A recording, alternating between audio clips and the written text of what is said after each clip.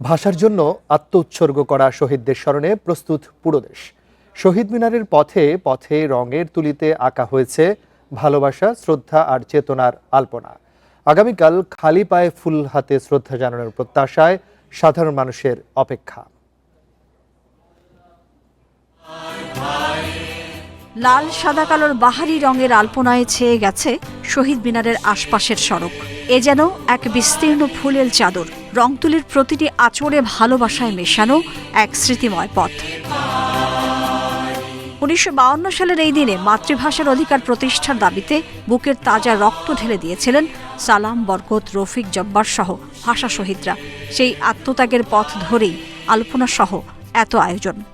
ভাষা শহীদদের যে স্মরণ করার একটা স্পৃহা মানুষের মনের মধ্যে, এই কাজটা যদি না হতো তাহলে মানুষ কিন্তু শুধু শহীদ মিনারে ফুল দিতে আসতো, তারপরে ফুল দিয়ে চলে যেত।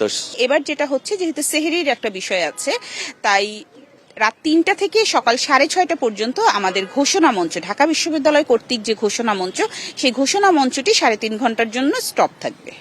ভাষার জন্য যারা জীবন দিয়েছেন তাদের প্রতি কৃতজ্ঞতা জানাতেই এই ক্ষুদ্র প্রয়াসের কথা জানান আলপনা করতে আসা নতুন পুরাতন শিক্ষার্থীরা।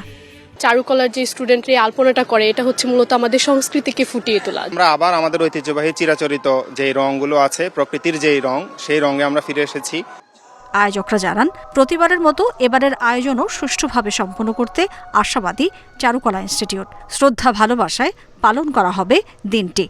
শহীদ মিনারের মূল যে বেদি, সেই বেদিতে খুব সিগনিফিকেন্ট 9টা আলপনা করা হয়। তরুণের কাজ শেষ হয়ে গেছে, 4টা তরুণ থাকে ক্যাম্পাসে, 4টা তরুণ সেট হয়ে গেছে। আমাদের বিভিন্ন মনীষীদের বাণী যেগুলো আছে এগুলো সেট হয়ে গেছে। শহীদ মিনারের পথে আঁকা প্রতিটি নকশা যেন এক একটি ত্যাগ, সংগ্রাম আর ভালোবাসার গল্প।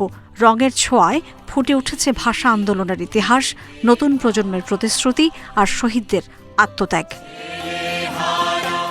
Mahmuda Moumita, independent news, Dhaka.